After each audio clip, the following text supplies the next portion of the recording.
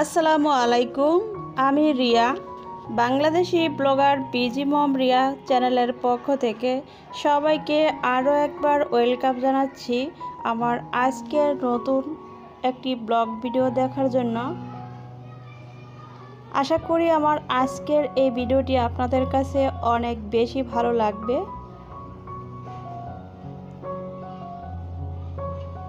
আমরা যারা গৃহিণীরা আছি প্রতিদিন সকালে ব্যস্ত সময় পার করে থাকি। আমাদের প্রিয় মানুষগুলোকে আমরা কি দিব, কি খাওয়াবো, এটা নিয়ে ব্যস্ত থাকি। নিজেদের খাওয়া নিয়ে কখনোই ব্যস্ত থাকি না। আর আজ সকাল সকাল বাজার এনেছে। বাজার যেহেতু শেষ হয়ে গিয়েছে, অল্প পরিমাণে নিয়ে এসেছে, এগুলি একটু গুছিয়ে নিচ্ছি। এখানে শিং মাগুর মাছ এনেছে। আজকে আর এগুলো ক্লিন করব না। আমার কাছে যেহেতু পেঁপে নাই, পেঁপে থাকলে অবশ্যই ক্লিন করতাম। আমি কিভাবে ক্লিন করি পরবর্তী ভিডিওতে অবশ্যই আপনাদের সাথে শেয়ার করব। জাস্ট এগুলোকে ভালোভাবে ক্লিন করে কন্টেনার বক্সে ভরে ফ্রিজে রেখে দিব। এর ফাঁকে কিন্তু আমি দুইটা মাছ ভালোভাবে ক্লিন করে ভেজে নিচ্ছি আমার জন্য। আর আমার বাচ্চারাও ভীষণ পছন্দ করে, ছোট ছেলে বিশেষ করে, ওকে একটু খাইয়ে দিব আমার সাথে।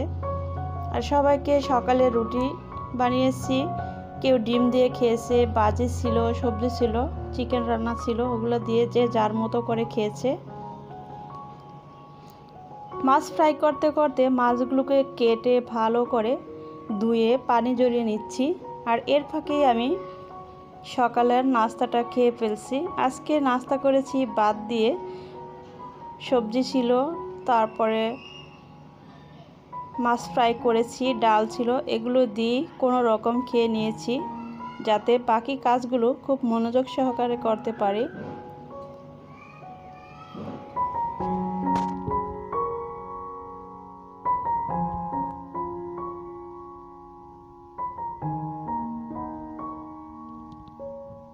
আজ যারা আমার ভিডিওটি প্রথম দেখেছেন এখনও সাবস্ক্রাইব করেননি, আশা করছি করে নেবেন। আর পাশে থাকা বেল বাটনের অল অপশনটি অবশ্যই সিলেক্ট করে রাখবেন, তাহলে কিন্তু পরবর্তী ভিডিওর নোটিফিকেশান খুব দ্রুতই আপনাদের কাছে চলে যাবে। আর এই ভিডিওটি দেখার পর কোনো কারণে বা কোনো অংশ যদি আপনাদের কাছে ভালো লেগে যায়, প্লিজ বেশি করে লাইক কমেন্ট শেয়ার করার অনুরোধ রইল।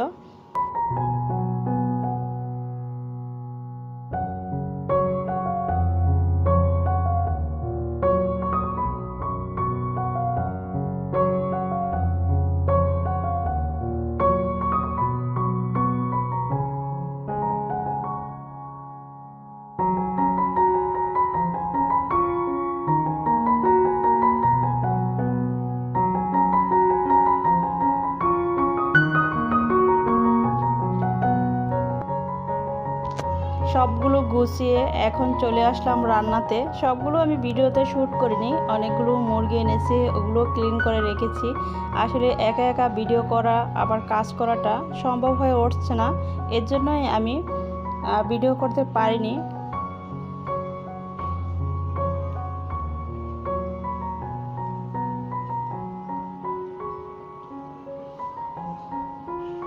আর আমার বাসায় দেখা যায় সরিষার তেল দিয়ে রান্নাটাই বেশি করা হয়, তবে সয়াবিন অয়েলও খাওয়া হয়। যে কোনো ভাজা পোড়াতে অনেক সময় সয়াবিন অয়েল দিয়ে করতে হয়। সরিষার তেল দিয়ে করলে বাচ্চারা খেতে চায় না, সরিষার তেলের ফ্লেভারটা কিন্তু বাচ্চারা বিশেষ করে পছন্দ করে না। আর এখানে আলু দিয়ে চিকেন রান্না করতেছি। আজকে অনেক ব্যস্ত ছিলাম, আর এত কাজগুলো করে তারপর আবার রান্না করা, ভিডিও করা অনেক কষ্ট হয়ে গিয়েছে আমার জন্য। ইলিশ মাছটা দেখতে কিন্তু অনেক বড়, একটু হালকা নরম হয়ে গিয়েছে, তাই ভাবলাম এভাবে না রান্না করে যদি একটু ফ্রাই করে রান্না করা যায় তাহলে কিন্তু ফ্লেভারটা দারুণ আসে, আর খেতেও কিন্তু ভীষণ মজার হয়। মাছগুলো ফ্রাই করে উঠিয়ে নিয়ে সেম প্যানে আমি পরিমাণ মতো সরিষার তেল, পেঁয়াজ কুচি, স্বাদ অনুযায়ী লবণ দিয়ে পেঁয়াজগুলোকে একটু ভেজে নিচ্ছি।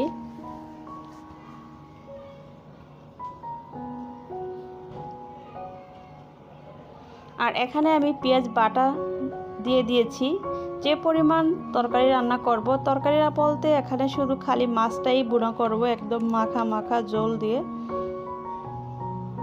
এভাবে চাইলে কিন্তু আমার মতো আপনারা বাসায় করতে পারেন, খুব ইজি এবং সিম্পলভাবে।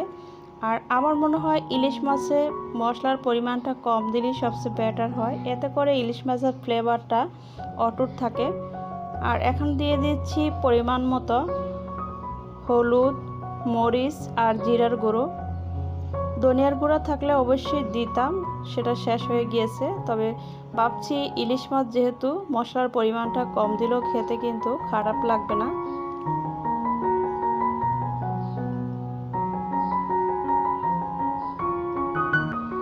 আমার আপুদের অনেক ভিডিও আমি দেখি, যখনই সময় পাই আমার আপুদের অনেক ভিডিও দেখি।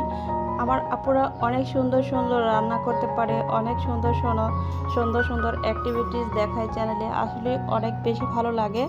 আমি ওরকমভাবে কোনো কিছু দেখাতে পারতেছি না একটু ব্যস্ত থাকার কারণে।